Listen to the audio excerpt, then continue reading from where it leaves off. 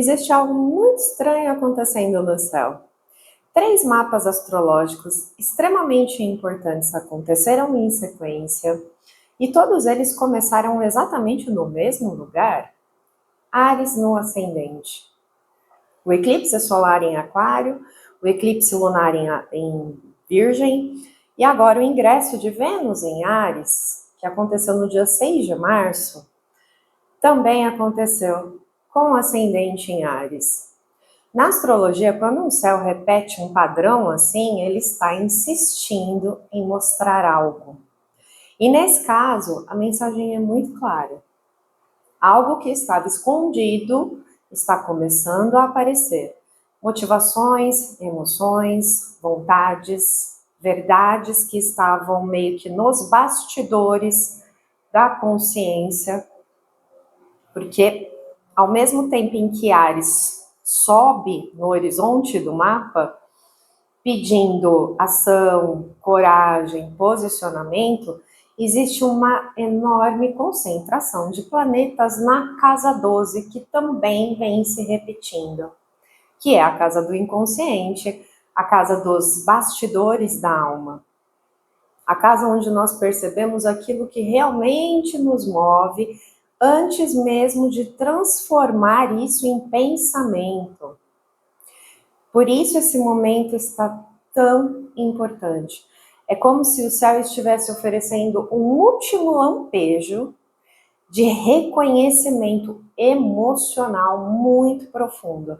Uma oportunidade de perceber com muita honestidade o que realmente está guiando as suas atitudes. Mercúrio está retrógrado no signo de Peixes, dissolvendo as certezas da mente racional, e não é por acaso ele vai voltar a retrogradar este ano em outros signos de água, Câncer e Escorpião. Ou seja, o céu está insistindo em nos levar para dentro, para olhar aquilo que normalmente nós evitamos sentir. Mas esse período não vai durar para sempre. O Ano Novo Astrológico de 2026 começa no dia 20 de março. E depois disso, os grandes planetas começam a ocupar apenas signos de fogo e de ar, energias de movimento, de decisão e de ação. Então, o tempo de reflexão maior está acontecendo agora. O tempo de agir, ele vem logo em seguida. E a pergunta simples é: você está disposta ou disposto a enxergar aquilo que está sendo revelado dentro de você? Ou vai esperar que a vida revele isso tudo através das circunstâncias e até de forma mais dura depois? Vamos entender o que esse céu está nos pedindo agora, refletir através do mito que eu escolhi para traduzir esse momento e fazer um giro pelas 12 casas com Vênus, que está conjunta a Saturno e Netuno em Áries. Vênus fica no signo de Áries até dia 30 de março. Tá? Fica comigo até o final, depois da despedida, porque tem o conto simbólico e iniciático para você levar essa energia para a alma, para o corpo, com outro nível de entendimento. Para quem não me conhece, meu nome é Marina Verdoliva, eu sou psicanalista, numeróloga e astróloga. Leio os símbolos do céu como quem lê o sussurro de uma grande alma. Aqui a astrologia não é só previsão, é iniciação. Ela é evolutiva, ela é encarnada. Então seja muito bem-vinda ou bem-vindo aqui no canal. Então vamos lá.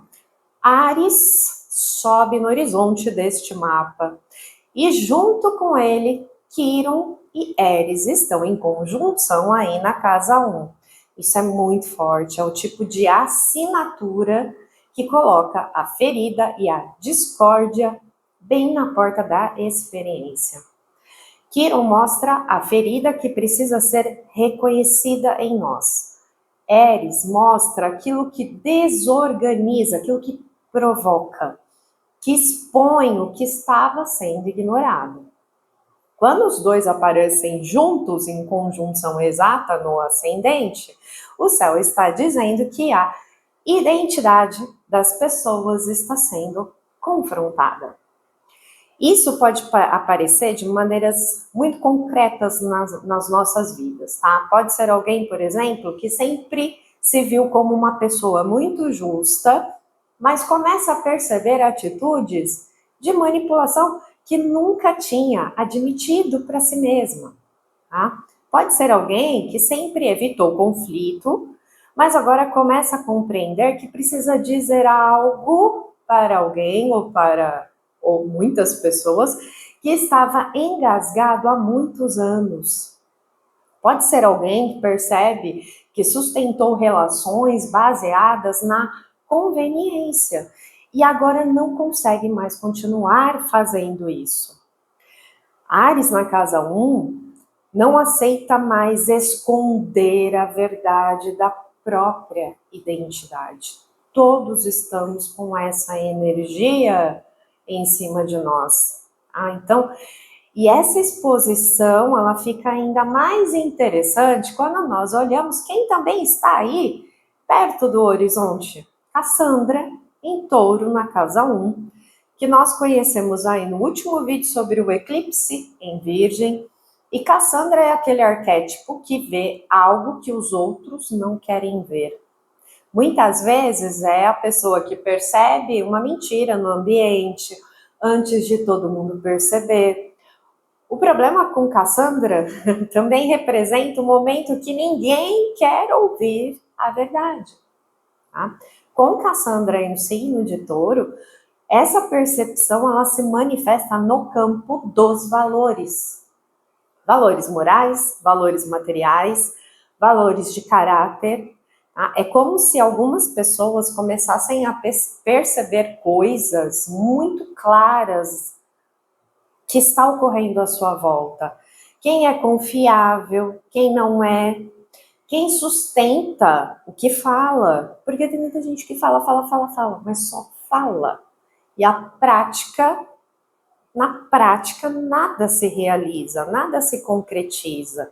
Tá? E quando Áries aí sobe no ascendente, a tendência é que essas percepções sejam expostas, tá? Fiquem mais expostas ainda, porque a Lua nesse mapa está em Libra, na casa 7. E Vênus entrou em Áries, mas mergulhada numa casa 12. Junto aí de Saturno e Netuno, estão em conjunção. E isso cria uma situação muito curiosa, né? Porque Áries quer agir, mas por dentro o processo está profundamente introspectivo. A casa 12 é o território das coisas que acontecem antes de aparecerem no mundo visível. Tá? É onde as motivações são reveladas. É onde as ilusões estão sendo dissolvidas.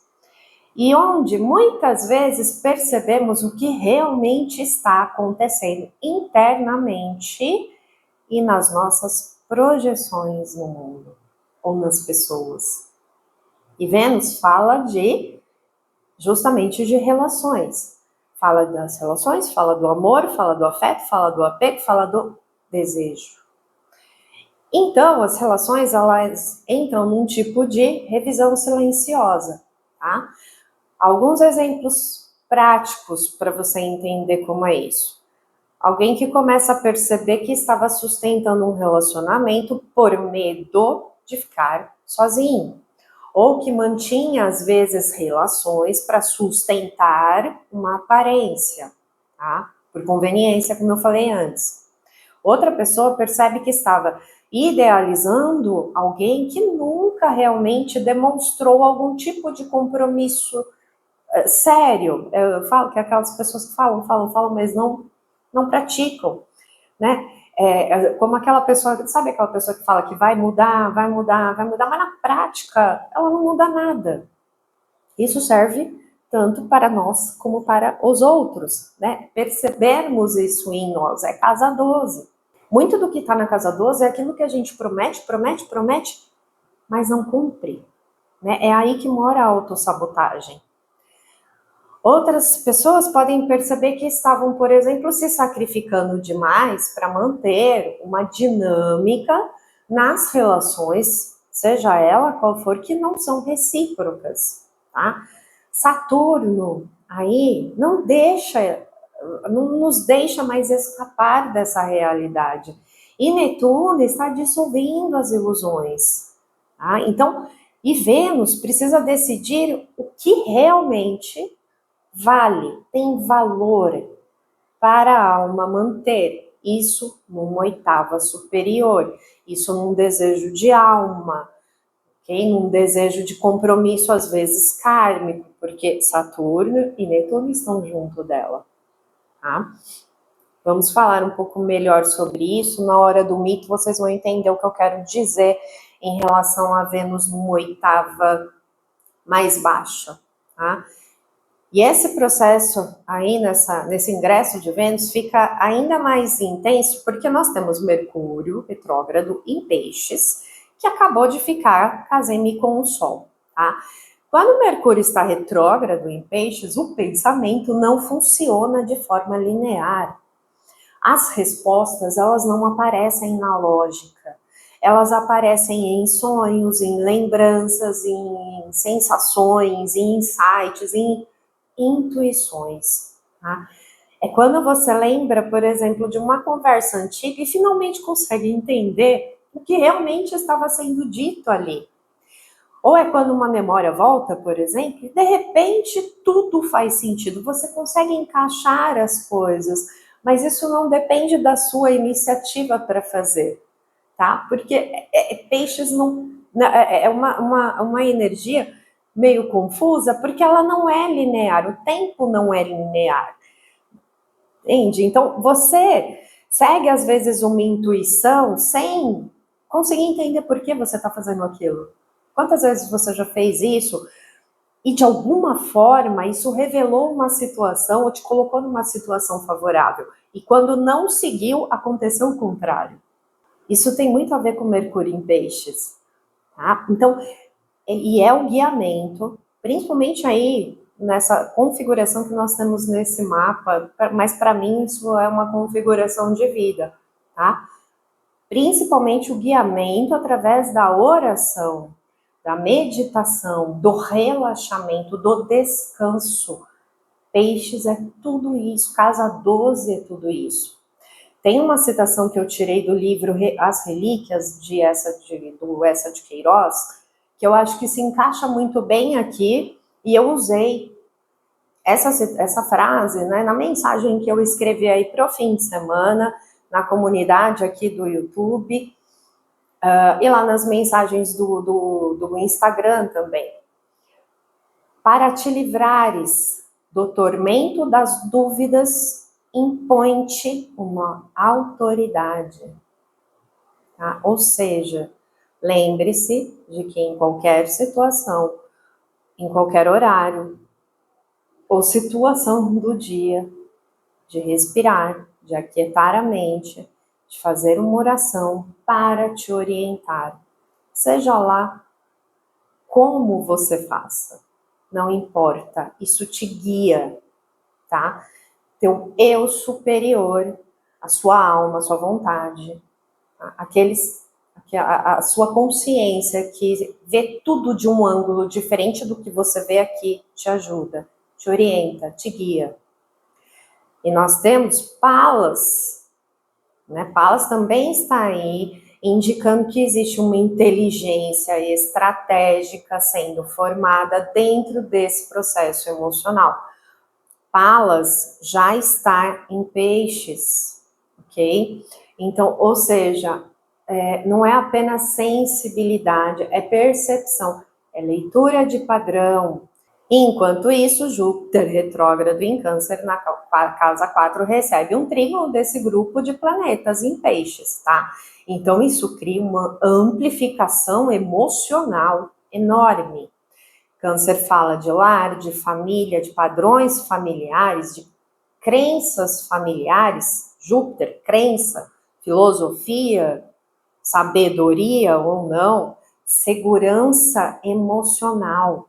Tá? Então, muitas pessoas podem estar revendo, todos nós estamos revendo questões familiares ou padrões emocionais muito antigos.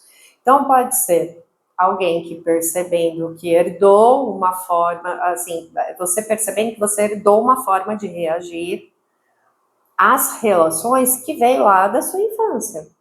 Aliás, tudo vem da infância, né? E como você amadureceu ou não a partir dessa infância, tá? Pode ser alguém entendendo porque sempre escolhe o mesmo tipo de parceiro, o mesmo tipo de amigo, o mesmo tipo de sócio, ou que atrai os mesmos tipos de cliente, tá? Pode ser alguém que percebendo que precisa criar, remodelar um novo conceito do que é realmente estar seguro emocionalmente, tá?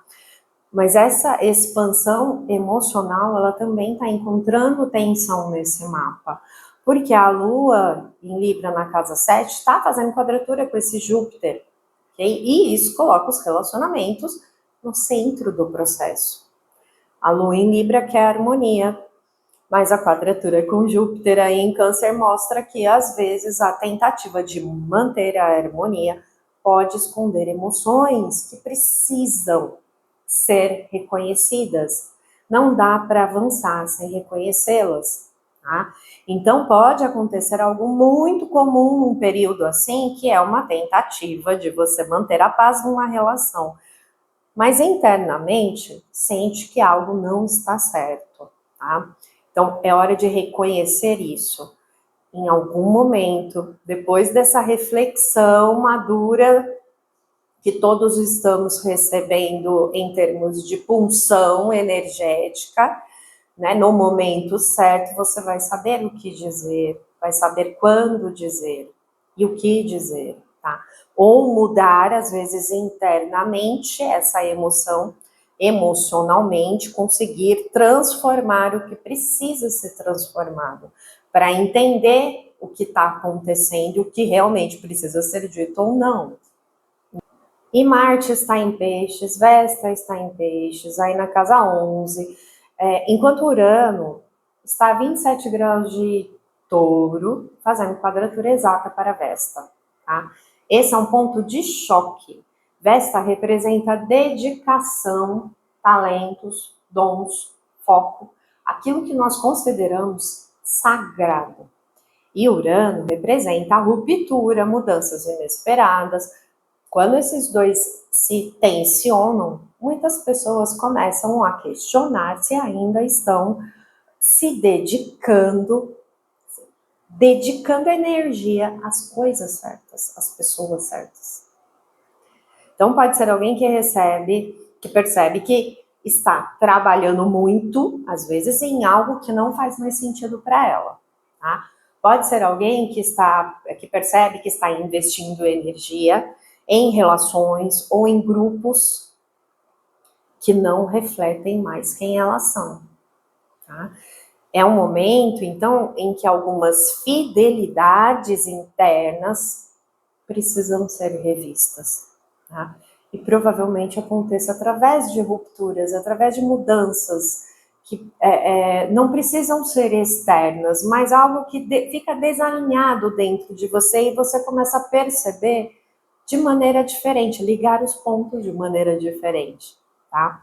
E aí aparece uma outra sincronia muito curiosa no céu, porque Sedna, no momento atual, está a 0 graus de Gêmeos, tá? Vesta a 0 graus de Peixes. Hecate a 3 graus de Aquário e Cassandra a 3 graus de Touro.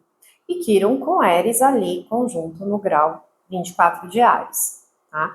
Existe um padrão aqui. Vários pontos importantes no céu estão nos primeiros graus dos signos. Essa é a linguagem do começo, início de ciclo, portais de mudança. Sedna fala de verdades profundas que emergem depois de muito tempo. Hecate fala das encruzilhadas, das escolhas que nós temos que fazer que são inevitáveis, de momentos em que não dá mais para continuar andando na mesma direção, tá?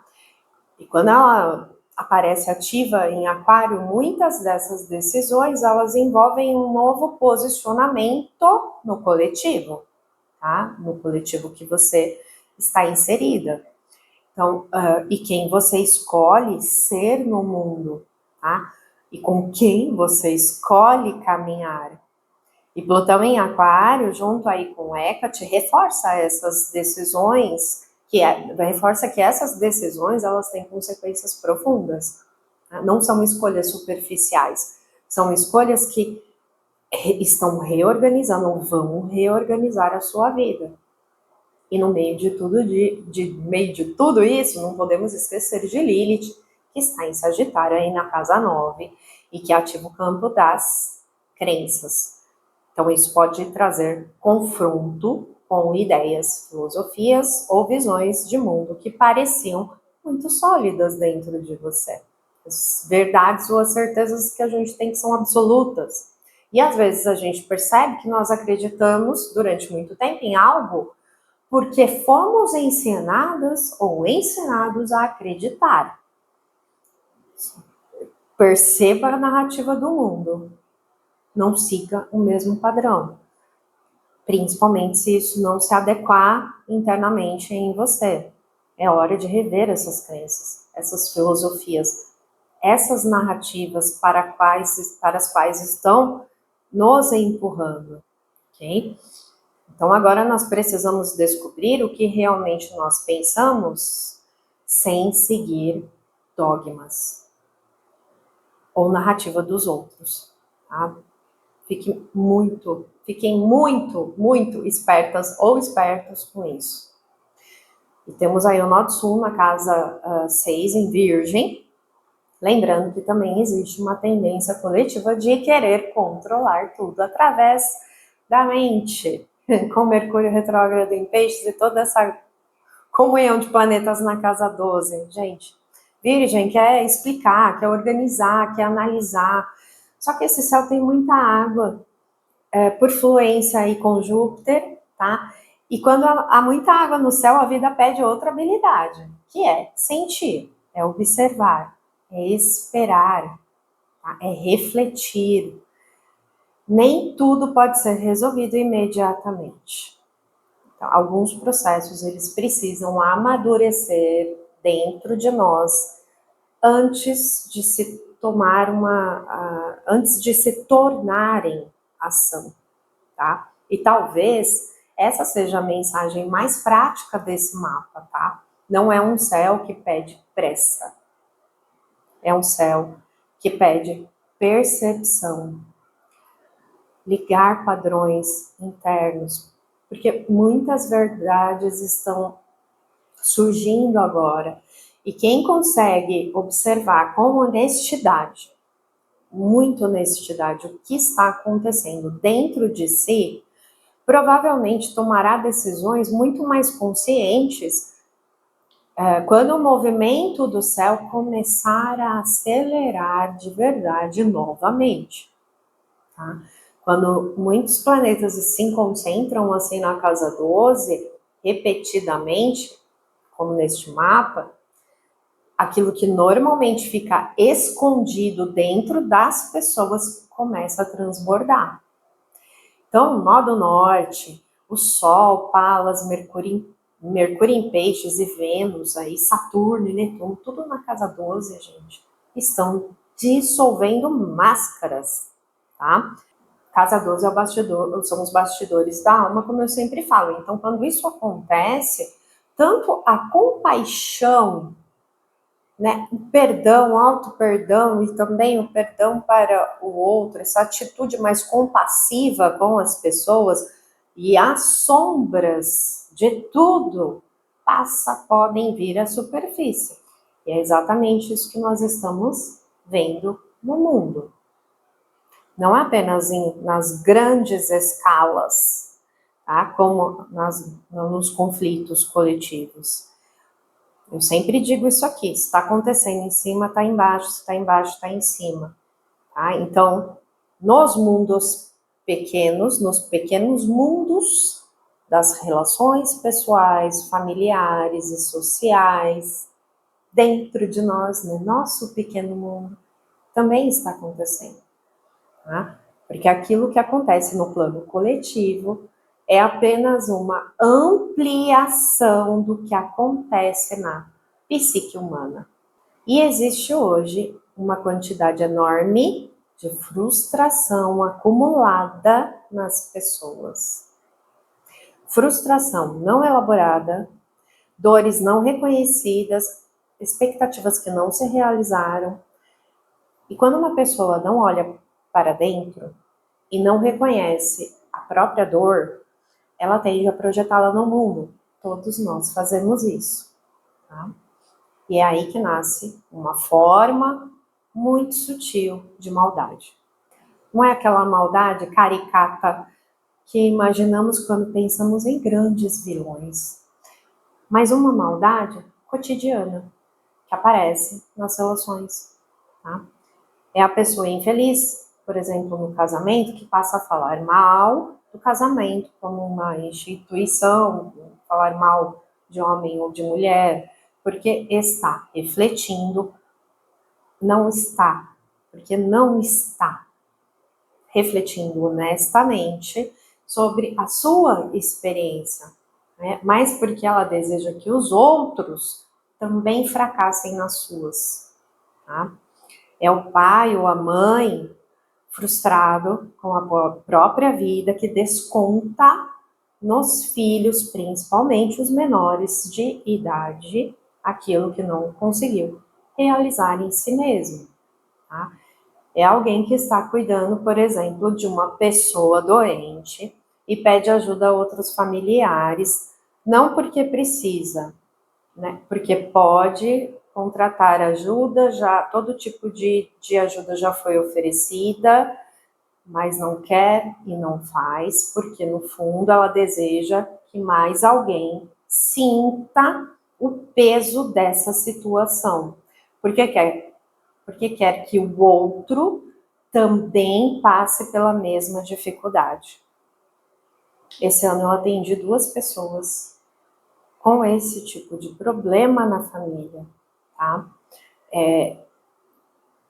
Essas pessoas, elas não querem ajuda, né? Elas querem que outras pessoas sofram com elas. Isso é muito triste. Isso prejudica muito as outras pessoas. É o que eu sempre falo, existem pessoas que são meio que amplificadores de coisas bacanas, que são amplificadores de coisas boas, de energia boa, e tem gente que não é. Tem gente que amplifica o mal-estar, né?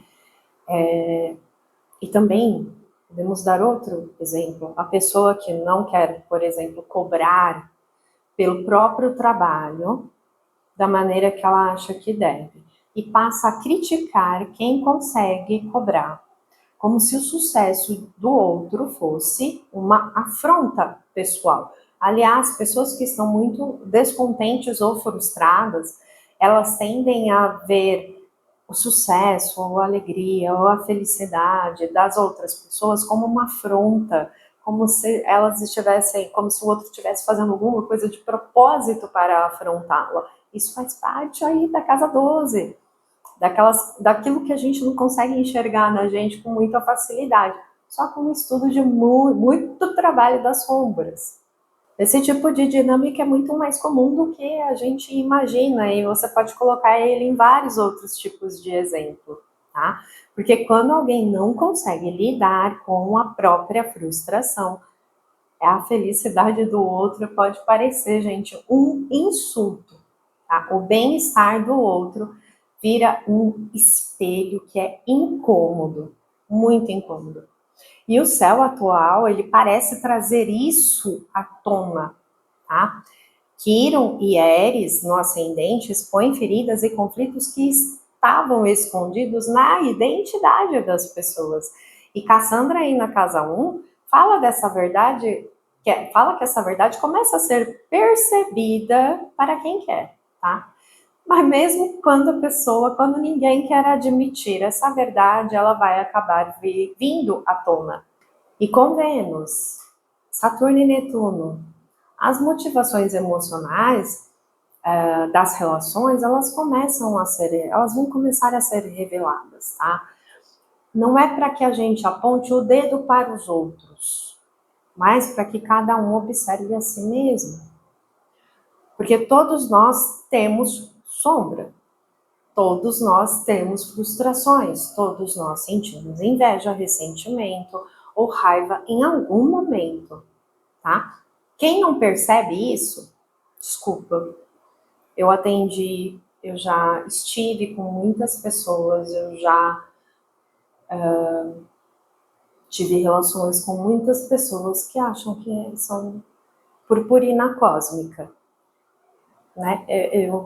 Eu não me vejo assim. Eu sempre falo para vocês que eu estou o tempo todo, todos os dias, 24 horas por dia, analisando esse outro lado, né? Tentando perceber esses padrões, para que eu realmente consiga transmutá-los.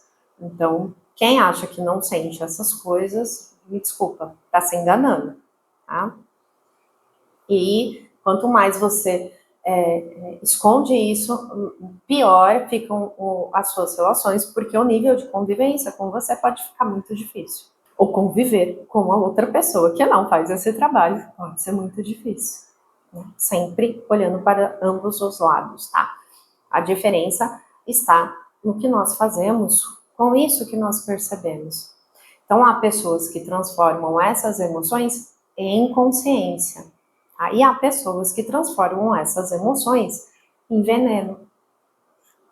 Por isso, esse período pede muita, mas muita honestidade interior, tá? Não para julgar e condenar o mundo, vou colocar o mundo, que fica mais fácil, mas para julgar a si mesma ou si mesmo, em silêncio, com maturidade, sem pressa, com muita compaixão, mas também com mais assertividade. Ares proporciona isso, diferente de Peixes, tá?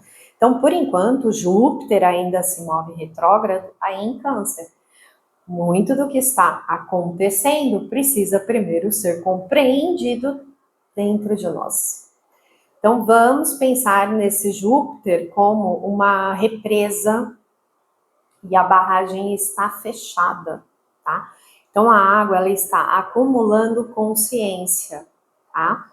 Quando Júpiter retornar ao movimento direto, àquilo que foi realmente compreendido, poderá se transformar em sabedoria.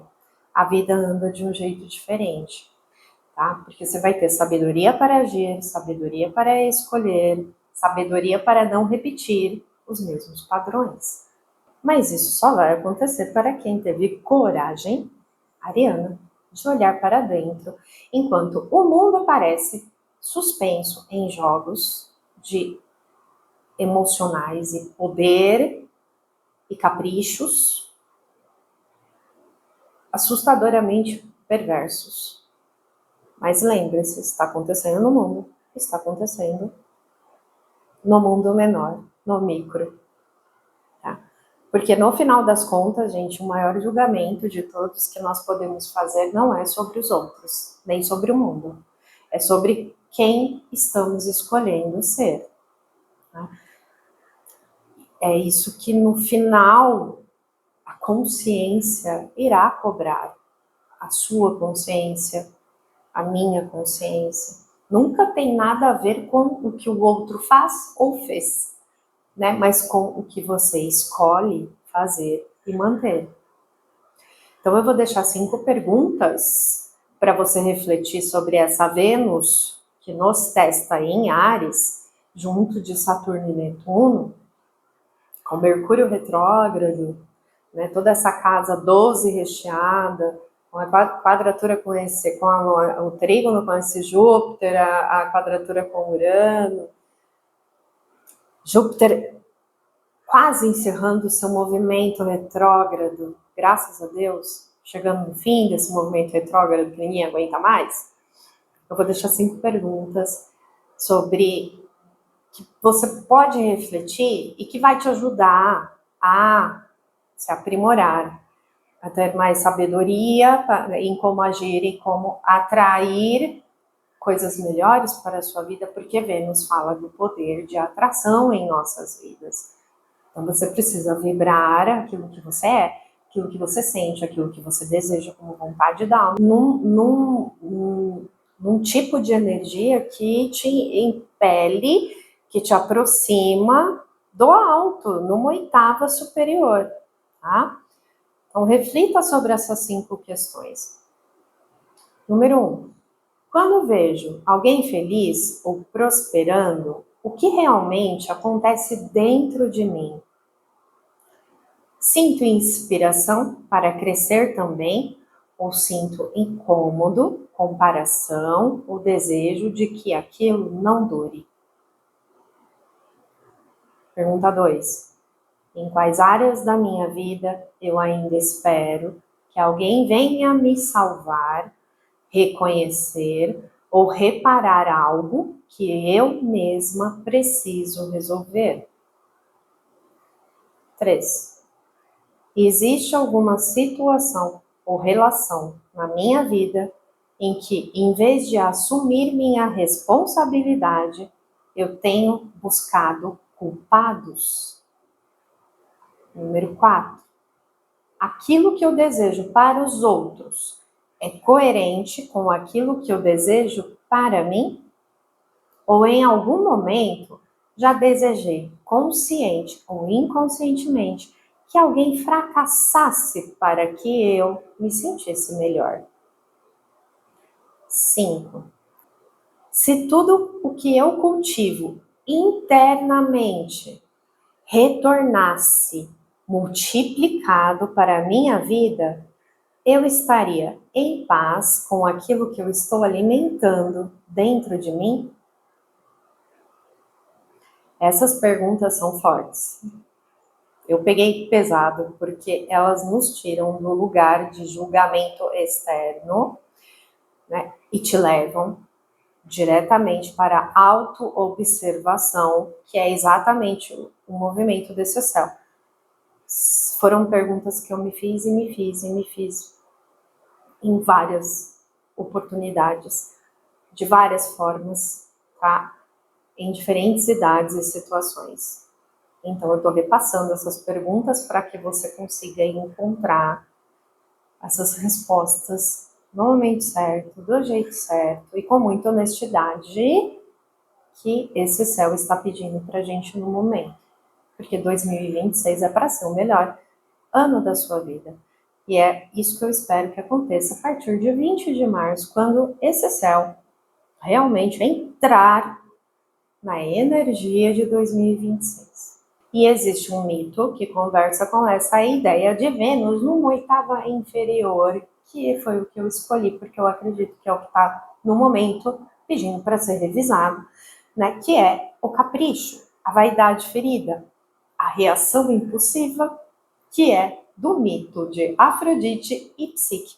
Eu já usei de uma outra forma esse mito, vamos usar novamente, porque essa é uma das histórias mais dramáticas e bonitas da mitologia grega, tá? Então, é um conto sobre inveja, amadurecimento e jornada da alma para encontrar o amor verdadeiro.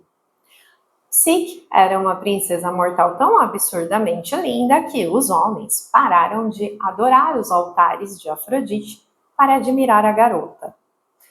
Como você pode imaginar, Afrodite, que não lidava bem com concorrência, ficou furiosa. Então ela convocou seu filho, Eros, o Cupido, e deu uma ordem muito clara para ele. Vá lá e use suas flechas para fazer essa garota se apaixonar pela criatura mais horrorosa e vil da Terra. Eros foi cumprir a sua missão, mas ao ver Psique dormindo, ficou tão impressionado com a beleza dela que ele se atrapalhou com as próprias flechas e acabou se espetando. O resultado? O próprio Deus do amor se apaixonou por sua vítima. Ele então elaborou um plano, estava apaixonado, levou Psique para um palácio magnífico, onde ela tinha tudo o que ela desejava, mas com uma condição muito rigorosa. Ela jamais poderia ver o rosto dele. Eles se encontravam apenas à noite na escuridão total.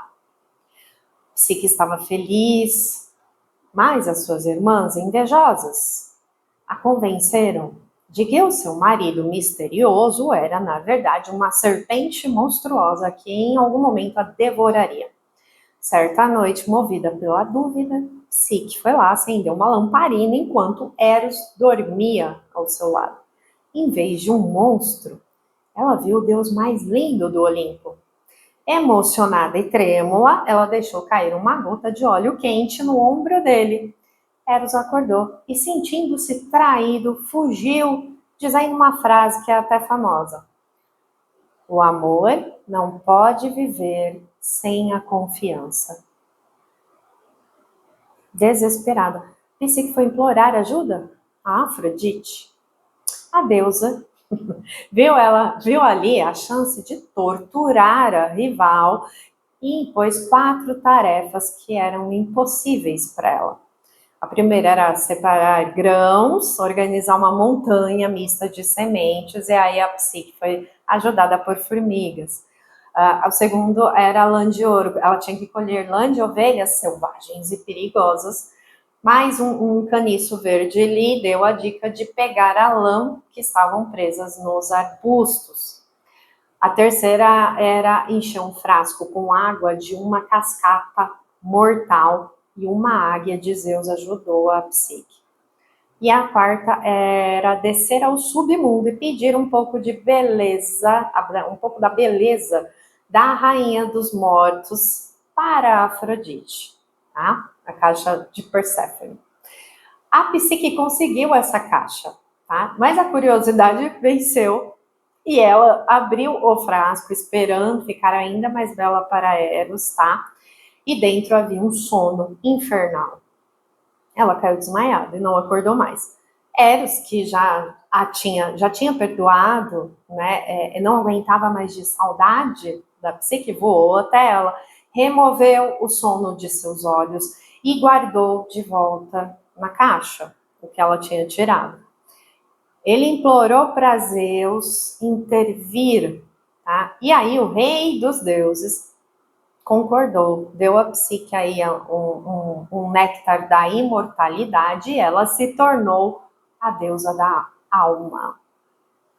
A Afrodite, agora satisfeita, né, que ela não era mais uma mortal, não era uma nora mortal, e resolveu o problema da mulher mais bonita, ficou satisfeita, aceitou o casamento, deu tudo certo, tá?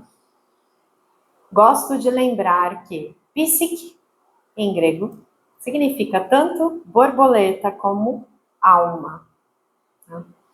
Mas vamos lá.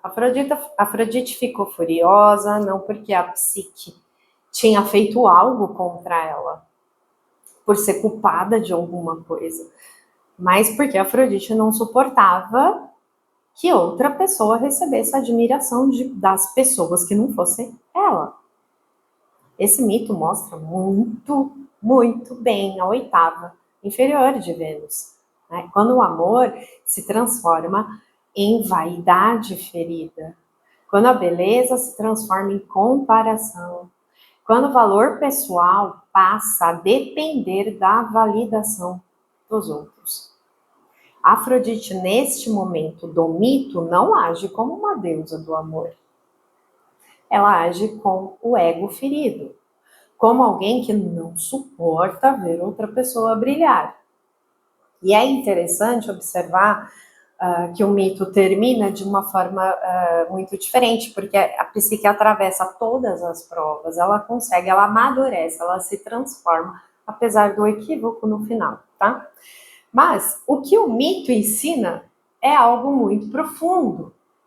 O capricho destrói, mas a maturidade transforma, tá? Quando Vênus entra em territórios de purificação, como a casa 12 em Áries, a pergunta que aparece é muito simples. Estamos agindo a partir do amor da alma ou do capricho de um ego ferido? E essa pergunta não é para apontar para os outros, é para olhar para dentro. Porque, no fundo, esse mito não fala apenas de Afrodite e Psique, ele fala de nós. Fala da forma como cada ser humano reage quando a vida coloca alguém brilhando diante dele. Há quem se inspire e há quem se sinta ferido. Tá? Afrodite ficou furiosa não porque Psique tinha feito alguma coisa contra ela, nem porque ela fosse culpada de alguma coisa, mas porque Afrodite não suportava que outra pessoa recebesse a admiração das pessoas. Esse é o ponto mais profundo dessa história. A dor desse ego ferido. Então, quando o valor pessoal passa a depender de uma validação externa, o brilho do outro passa a parecer uma ameaça, um insulto. E é exatamente aí que o amor se distorce. Ela age com o ego ferido, incapaz de suportar o florescimento de outra pessoa. Só que o mito ele termina de um jeito que é interessante, porque a psique ela atravessa ali todas as provas que a vida coloca diante dela, ela passa por humilhação, ela passa por perda, pelo medo, pela dúvida, né? Recebe ajuda, ainda assim ela continua, tá? Então, ela não entra em guerra com a Afrodite, ela não tenta destruir quem a persegue, ela vai amadurecendo no meio do caminho, tá? E é justamente esse amadurecimento que a transforma. Borboleta. No mito, depois dela atravessar todas as provas impostas por Afrodite, é Zeus, nosso Júpiter, quem intervém no final, tá? Então, ele concede a Psique o néctar da imortalidade. É Júpiter quem reconhece que aquela alma, depois de atravessar as provas da vida, adquiriu algo muito maior que beleza ou admiração. Ela adquiriu sabedoria. E isso é profundamente simbólico, tá? Porque antes da sabedoria de Júpiter, vem a maturidade de Saturno. Vem as provas saturninas. Vem a constância. Vem a responsabilidade. Psique primeiro amadurece. Ela aprende, ela atravessa, e só então Júpiter intervém. E talvez seja exatamente isso que o céu esteja mostrando agora. Saturno conjunto a Vênus pede maturidade emocional, responsabilidade sobre aquilo que nós sentimos, desejamos e projetamos, vibramos e, portanto, atraímos. Quando essa maturidade é conquistada, Júpiter pode trazer algo maior, que é a conquista da sabedoria. Esse mito ele revela dois caminhos possíveis diante da vida. Há pessoas que reagem como Afrodite, em sua oitava inferior, dominadas pela inveja, pela frustração, pelo poder, pela necessidade de controlar o outro. São aquelas que tentam diminuir quem está avançando, que reclamam, que criticam, que sabotam, que desejam que o outro também fracasse ou sofra com elas, ou como elas. Mas enquanto fazem isso, permanecem presas no mesmo lugar emocional, recebendo mais do mesmo, porque Vênus é em nós, representa o nosso poder de atração. Sendo repetitivo para isso ficar muito claro em você. Quando alguém vive no capricho e na birra do ego ferido, a própria vida passa a girar em torno dessa frequência. Não tem como sair disso. É lei universal. Mas existem também aqueles que caminham como psique. As almas que atravessam as provas, que enfrentam os desafios, que olham para dentro, que amadurecem no processo. E essas almas continuam. mesmo quando encontram pessoas que projetam frustrações sobre elas, mesmo quando enfrentam obstáculos inesperados.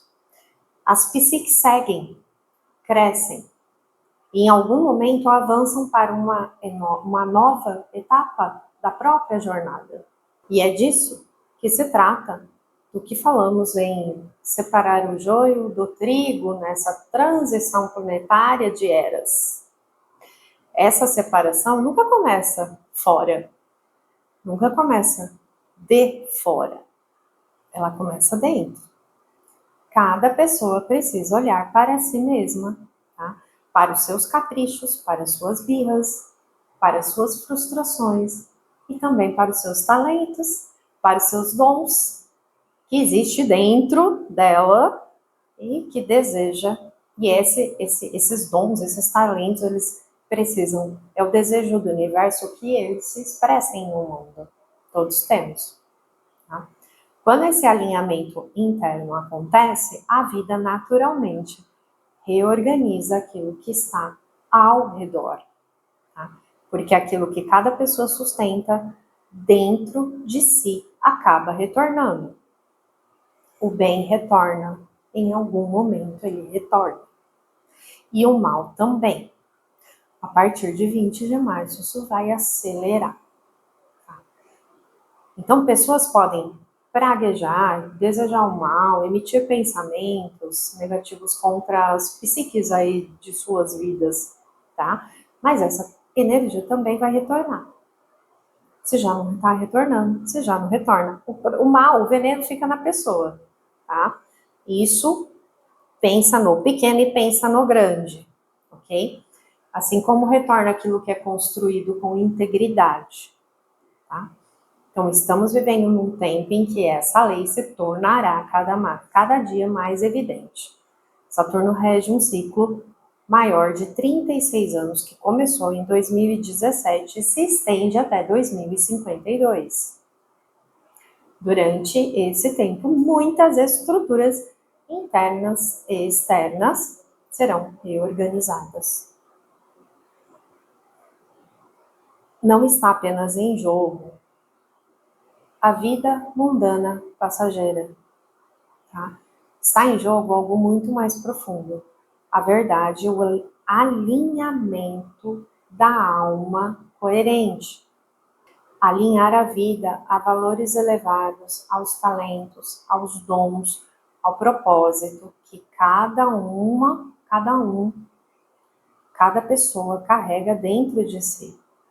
Porque é esse alinhamento que permite prosperar de forma verdadeira, espiritualmente, materialmente, com significado para o espírito.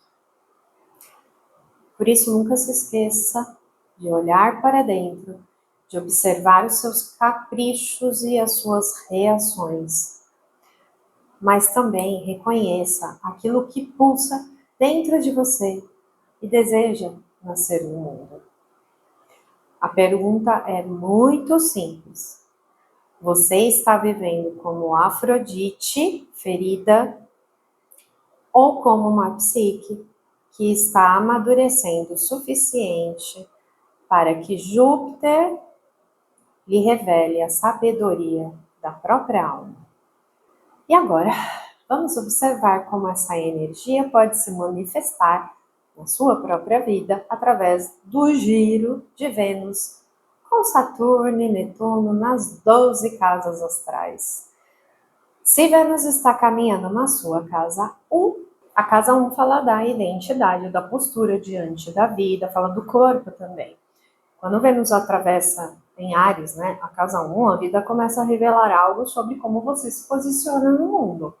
Então, não é apenas sobre aparência ou autoestima, como muitas vezes aí a gente diz. É sobre a forma como você reage quando você se sente contrariada, ignorada ou desafiada, desafiado. Esse trânsito ele pode mostrar onde você tem agido a partir da impulsividade, do orgulho, da necessidade de provar algo para alguém. Com Saturno e Netuno envolvidos, o convite é agir diferente. agir com mais consciência sobre quem você está se tornando, sobre quem você quer se tornar, tá? Nem toda reação precisa virar uma batalha. Às vezes, maturidade é simplesmente não reagir.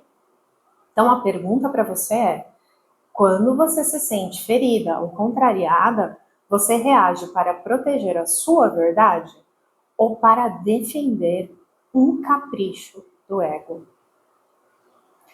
Casa 2. Valores, dinheiro, merecimento. Aqui Vênus em Áries toca diretamente a sua relação com valores. Não só o valor material, mas principalmente o valor interno. Tá? Esse trânsito ele pode revelar algo muito interessante para você. Como é que você reage quando vê outra pessoa prosperando? Há pessoas que usam o sucesso como uma inspiração. Outros sentem irritação, se comparam, se sentem injustiçados. Tá? Saturno pede responsabilidade com seus talentos. Né? Netuno pede honestidade sobre as ilusões que você vem alimentando. Tá? Então, prosperidade verdadeira não nasce da comparação. Ela nasce do alinhamento. Pergunta para você é: quando alguém conquista algo que você deseja, isso desperta algum tipo de motivação ou inspiração, ou ressentimento e comparação dentro de você? Casa 3. Pensamentos, palavras, comunicação. Vênus em Áries na casa 3 pode trazer impulsividade nas palavras, tá? Mensagens enviadas rápidas demais, respostas atravessadas, discussões que começam por orgulho e não por uma necessidade real da alma. Com Saturno e Netuno envolvidos, existe também a chance de perceber algo mais profundo. Nem tudo que sentimos precisa ser dito no calor da emoção. Palavras também são energia. Palavras são energia.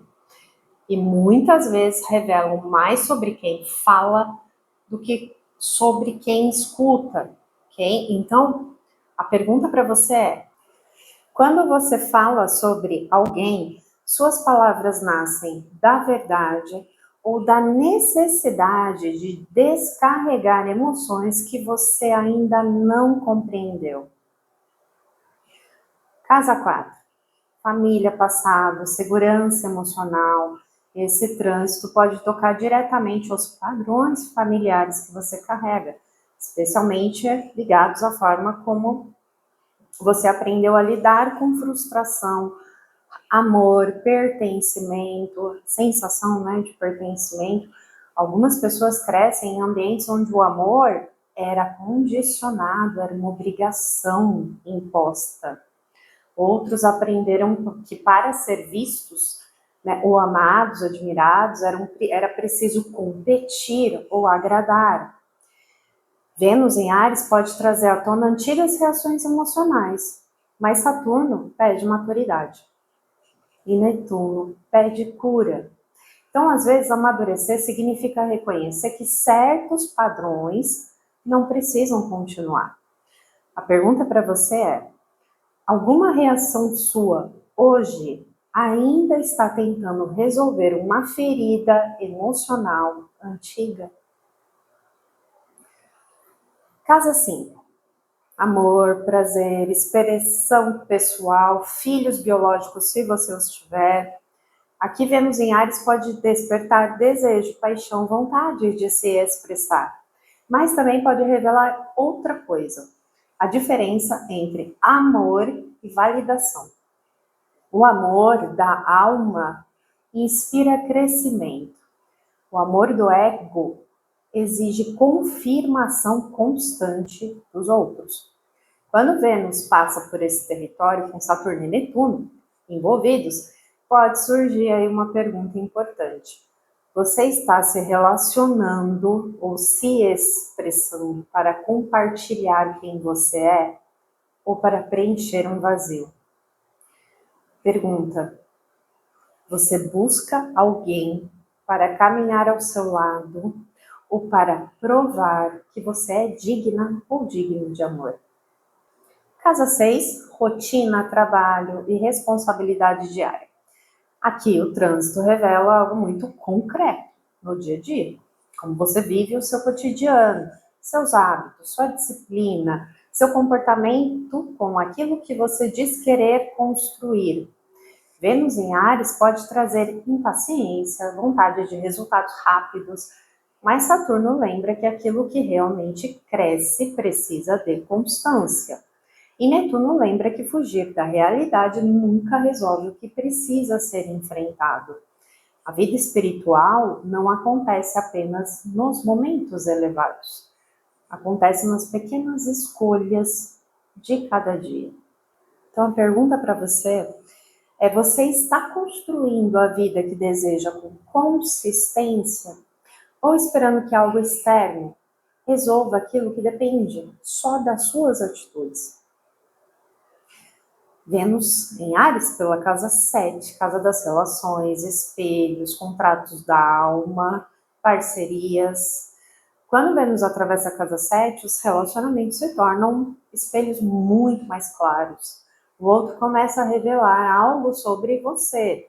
Então, aquilo que te irrita, aquilo que encanta, aquilo que ativa feridas. Com Vênus em Áries, a tendência é reagir rápido demais.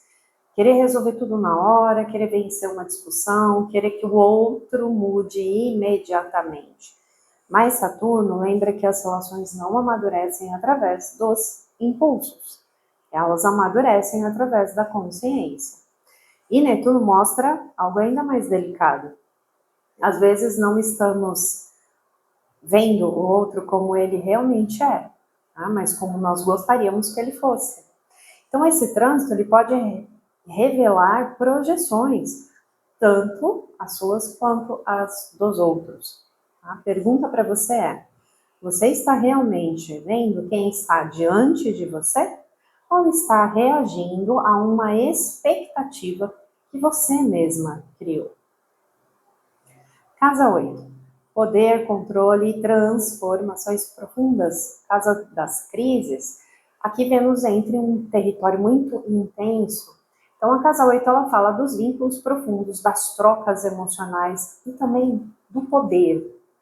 Quando Vênus em Áries passa aí por esse lugar, algumas dinâmicas ocultas nas relações podem se revelar, como ciúme, controle, dependência emocional, a necessidade de dominar, controlar ou até ser dominada ou dominado. Então, mais Saturno traz um ponto importante aí, que é a maturidade emocional.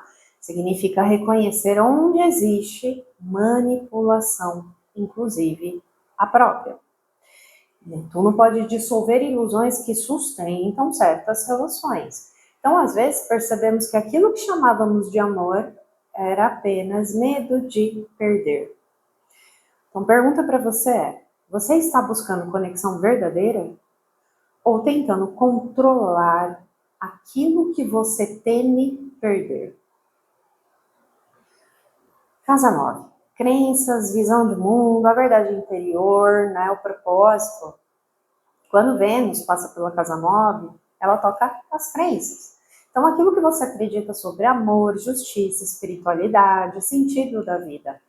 Com Áries aí envolvido, pode surgir uma vontade muito forte de defender as suas ideias. Mas Saturno pede algo diferente, responsabilidade sobre aquilo que você afirma. E Netuno lembra que muitas crenças são herdadas, não necessariamente escolhidas com consciência, tá? Então esse trânsito ele pode revelar algo muito simples e muito profundo para você. Às vezes aquilo que nós criticamos nos outros é apenas uma crença que nós nunca tivemos coragem de questionar em nós mesmos. Tá? Então a pergunta para você é: suas convicções nascem da sua experiência, você vive, ou da necessidade de estar certa ou certo? Casa 10. Reputação, propósito de vida, propósito no mundo, imagem pública. Aqui Vênus toca no campo da visibilidade. Então, a forma como você se apresenta no mundo, o que você construiu, o que você representa com Áries, pode surgir um desejo de reconhecimento ou de uma afirmação, tá? Mas Saturno pergunta: você está preparada para sustentar aquilo que você deseja ocupar? Netuno acrescenta outra camada que às vezes nós buscamos reconhecimento externo, quando na verdade estamos tentando preencher um vazio interno. Tá? Propósito verdadeiro não nasce de comparação.